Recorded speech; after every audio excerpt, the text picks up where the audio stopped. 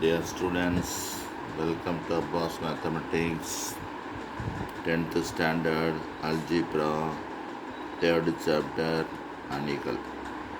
அணிகள் கிட்டத்தட்ட எல்லாமே பார்த்து முடிச்சாச்சு. இன்னும் கொஞ்சம் இருக்குது, அதை பார்த்துக்கங்க.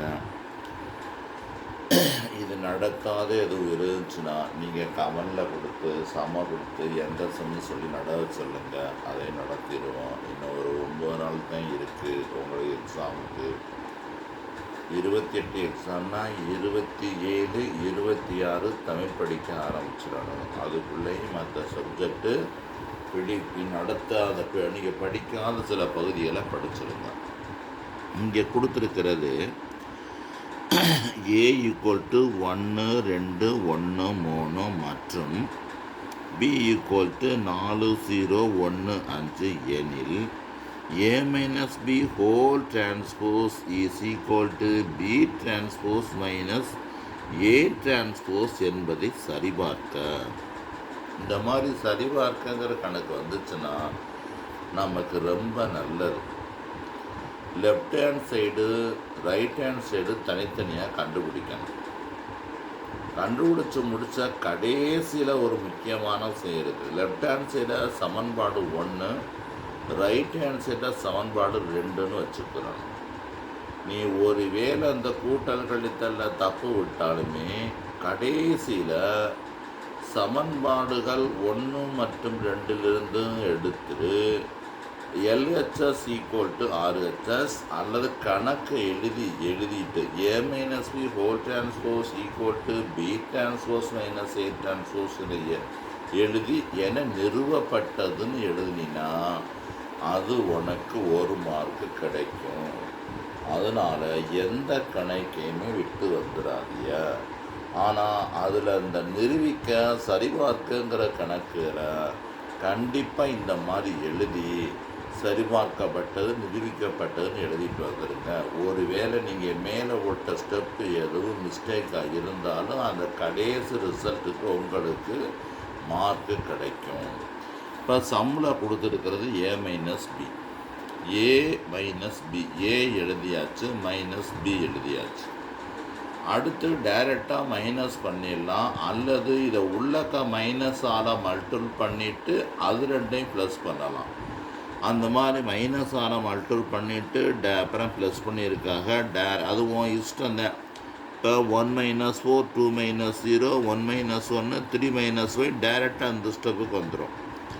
அப்புறம் கூட்டல் கழித்தல் சொல்லியிருக்கேன். உனக்கு ரெண்டையும் வெவ்வேறு சைன் இருந்துச்சுன்னா ரெண்டையும் டிஃப்ரென்ஸ் பார்த்துட்டு பெரிய நம்பருக்கு என்ன சைன் இருக்கோ அதை போட சொன்னேன்.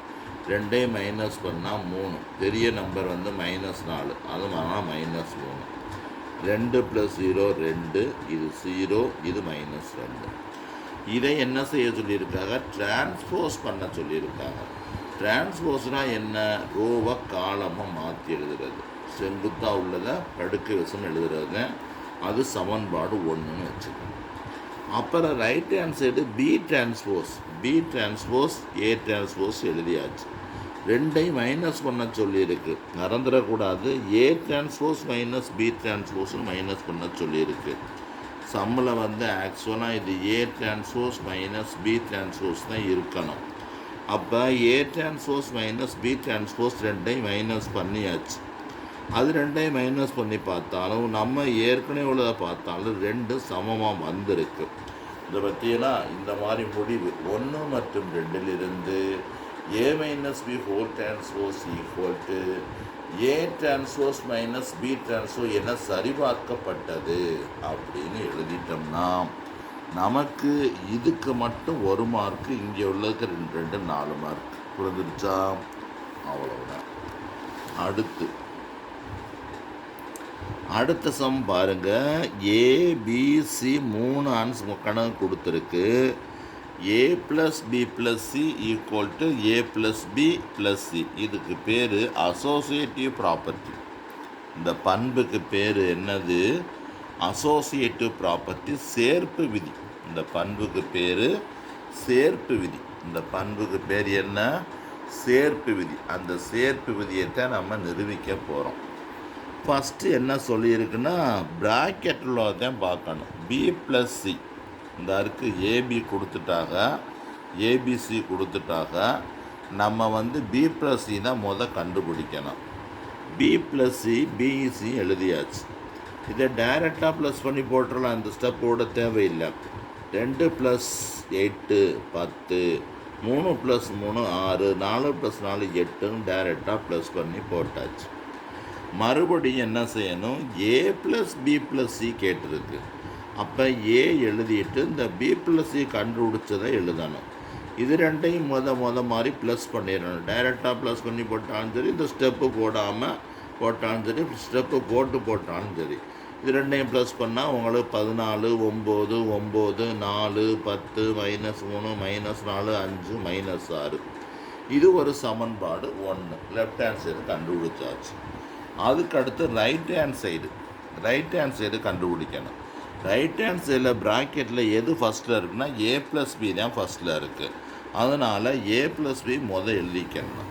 ஒரு வேளை பரீட்சையில் வந்து ஏ ப்ளஸ் பியை கொடுத்துருந்தா அதை கண்டுபிடிக்கிற மாதிரி இருக்கும். அல்லது மாற்றி கண்டுபிடிச்சி போட்டாலும் ஒன்றும் பிரச்சனை இல்லை. ஏ ப்ளஸ் பி ரெண்டையும் ப்ளஸ் பண்ணி போட்டாச்சு, இந்த ஆன்சர் வந்துருச்சு. இப்போ இந்த ஏ ப்ளஸ் பியோட சியை ப்ளஸ் பண்ணணும்.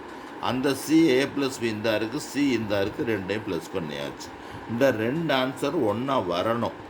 ஒன்றா வரலாற்றாலும் வந்த மாதிரி எழுதிடணும். புரியுதான்னு பார்த்துக்கங்க. ஒரு வேளை தப்பாக வந்துச்சுன்னா நீங்கள் அதை வந்து தப்பாக வருதுன்னு நினைக்கக்கூடாது. அதை வந்து என்ன செஞ்சிடணும், ரெண்டையும் எப்படியாச்சும் ஒன்றா ஆக்கி எழுதிட்டு சமன்பாடு 1 2 போட்டு வந்துடணும். சரிதானு செக் பண்ணணும். செக் பண்ணிவிட்டு அப்புறம் பார்க்கணும் வரலைன்னா. அடுத்து ஃப்ரம் 1 மற்றும் 2 ஏ ப்ளஸ் பி ப்ளஸ் சி போட்டு ஏ ப்ளஸ் பி ப்ளஸ் சி என நிரூபிக்கப்பட்டது அல்லது சரிபார்க்கப்பட்டது. அவ்வளவுதான். அடுத்தவங்க பாருங்கள், இது யூனிட் டெஸ்ட்டு அழகு தேர்வுன்னு ஒரு பயிற்சி கொடுத்துருக்காங்க எக்ஸ்ட்ரா. இந்த அழகு தேர்வில் இருக்க கணக்கும் பார்க்கணும். எனக்கு பாஸ் பண்ணால் போதுங்கிற பையன் வந்து கொஞ்சம் பார்த்துக்க, நிறைய மார்க் எடுக்கிறங்கிற பையன் வந்து இதெல்லாம் படிக்கணும். பாஸ் பண்ணால் போதுங்கிறவன் இந்த சொன்ன கணக்கில் பார்த்தாலே போதும். ஒரு பையன் பாஸ் பண்ணுறது கணக்கில் வந்து கிராஃபில் 8, ஜாமனில் 8, 1 மார்க்கு 14, இது 30 மார்க் வந்துருச்சு. அவ்வளோதான். இன்னி வேறு ஒரு கணக்கு ஏதாச்சும் ஒரு 5 மார்க் செஞ்சாலே போதும். 5 மார்க்னால் உங்களுக்கு 1ஆம் படத்துலேயே 2 5 மார்க் வருது.